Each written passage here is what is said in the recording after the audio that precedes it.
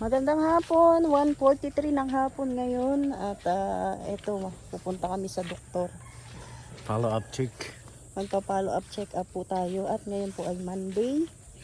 Ayan, si Pure Health. Mukha na akong ermitanyo.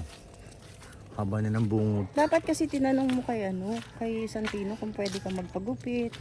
Pwedeng gupitin yung mga buhok mo, yung mga ganon. Mga bigote. Ayan na. Sobrang init. Mainit po. Na maalinsangan ang panahon. Ano nararamdaman mo, Pure? Nag-drive ba ako? Ha? Tricycle na lang. Tricycle na lang tayo. Baka mapuwersa yung mata mo. Ano kaya sasabihin ng doktor? Abangan po natin. Ang sasabihin ni doktora. Tatanggalin na. Anong tatanggalin? Gusto mo tanggalin? Dito ibaga sinabi niya. Aray ko. Yung bulok daw pag nasama sa ano. Parang may ganun siyang punto eh. Nakakatakot naman. Sobrang init. Oh. May masakyan kaya tayo. Itong problema dito sa lugar namin. Mahirap ang tricycle. Yan, babalik po tayo dun sa doktora ni Pure Health sa mata. Doon po sa Leon Hernandez. Nagpa-appointment po tayo. Busy din yun. Maraming ospital na iniikutan. Kaya nag-message muna tayo sa Leon kung nandun po siya para sigurado po yung pagpunta natin. Siguradong nandun siya. Ano lang nandun? Nandun daw. Problema na masakyan. Ayun nga. Init. Walang masakyan kaya medyo maglalakad kami dun sa may kawayan. Dun kami mag-aantay kasi malilim. Mahirap mapawisan si Pure Health. Hindi na pa nga basahin damit. Labas pa ng bahay. Ayan na. Meron na kami masasakyan na tricycle. Ayan na oh. Grabe. Sobra. Kanina po umulan. Ngayon naman sobrang init. Ayan na. Nandito na po kami sa tricycle. Papunta na kami ng ospital. Ang maganda po sa ospital na yan ay malapit lang po sa amin. Siguro mga 10 to 15 minutes lang po nandun na tayo sa Leon Hernandez Hospital.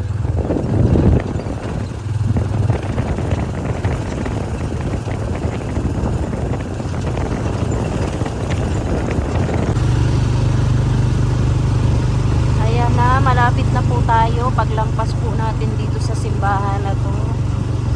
Tapos pagbaba ng tulay, ayan, andun na po yung ospital. So malapit lang naman po. Ayan na.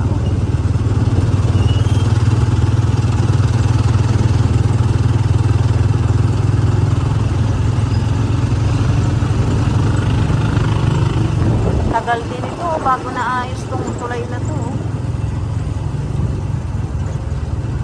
Eh, may ilog dun sa baba. Ayan na.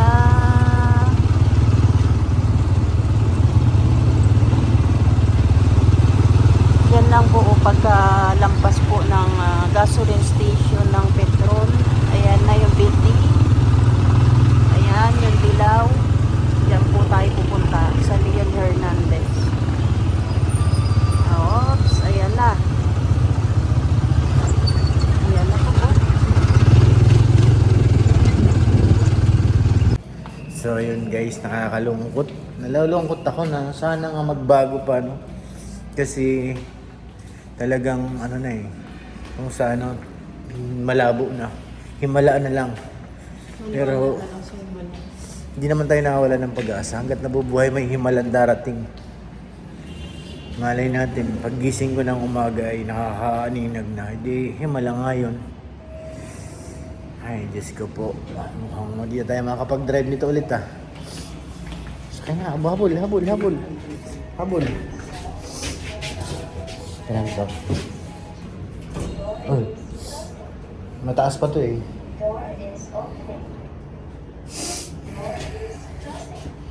So, ito po yung blood culture na pinagawa po ni doktora para po malaman daw kung saan nanggaling yung bakterya, no? Kung anong klaseng bakterya ang kumapit kay Pure Health. Babalik natin dito kay ayon po dito sa report, pinabasa natin kay doktora na nagtataka po siya kung saan talaga galing yung yung infection kasi wala daw eh. Kung may bakterya daw kasi, ayan oh. No growth after 6 yan oh. Hindi siya alam kung ano, hindi niya alam talaga, hindi niya masagot kung ano ba talagang nangyari kay Pure Health. Kaya nga bigla itong naiilaw ulit. Naniniwala ka pa rin, hindi ka nawawalan ng pag-asa. Mga ano po ulit. Tiwala lang talaga, Pure. Nandyan si si Papa G. Ngayon, uuwi na po kami. Ayan, nandito na po kami sa bahay. Kamusta naman, Pure? Anong sabi ng doktor? Ganun pa rin. Wala na. Wala nang pag-asa, sabi ni Doc. Ayan, kasi narinig ko rin naman yung sabi ni doktora. Talagang wala na, damage na raw talaga yung kanyang mata. Bulag na. Hindi na raw napigilan yung infection. Tapos yung pinagawa niya, nagtataka po siya kung bakit blood culture. Pinagawa niya po yun para po malaman kung saan po nanggagaling yung bakterya. Tapos nung nakuha po natin, negative naman. So nagtaka talaga siya kung saan talaga nagmula yung nangyari sa mata ni Pure Health. Pambira, ang nasabi na lang ng doktora ay baka nakulam daw si Pure Health. Siya na mismo ang nagsabi nun.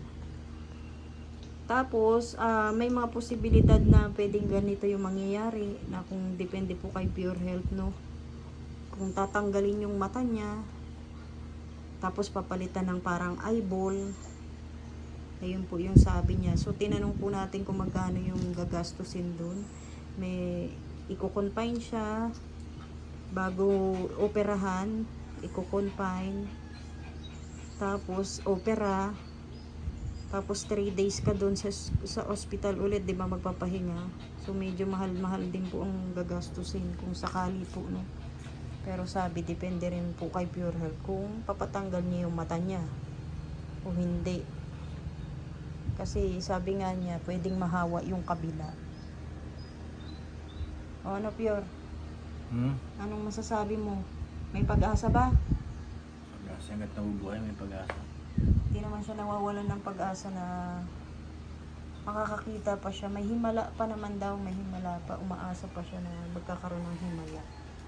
Sana po magkahimala. Napa-amen nga si doktora eh. Kasi ikaw naniniwala ka naman na may pag-asa ka pang makakita, di ba? Sana, kahit ako, umaasa rin ako na makakakita pa siya, no? Kasi parang nakakalungkot naman na ganyan ang mangyayari sa kanya. Damage na po talaga yung isang mata niya. Yun po ang sabi ng doktor. May awa ang Diyos, maawa rin ang langit, Hindi papaboran ng Diyos ang mga masasamang gawain ng ibang tao. Maraming salamat po sa lahat po ng tutulong pa kay Pure Health. Maraming salamat po. Medyo nai-stress tayo, no? Naawa rin tayo kay Pure Health sa pwedeng mangyari sa kanya. At yun na po ang findings po ng doktor ay wala na po talaga, bulag na po talaga yung kabilang mata ni Pure Health. Pero si Pure Health, hindi pa po siya sumusuko, no? Naniniwala pa po siya na makakakita pa po siya. Huwag kang mag-isip masyado, baka ma-stress ka na naman. Kaya mo yan. Gagaling ka pa, may pag-asa pa. So ayan, salamat po sa lahat ng manonood. Shoutout po kay Ate Ani Haramilia, kay Ate Luz, at sa lahat po ng Kalingap at Team Guapa, sa lahat po ng viewers na nagtulong-tulong para po mapagaan ang problema namin. Maraming salamat po. Ayan, God bless po. Maraming salamat po. Magandang hapon. Na-stress na naman yan.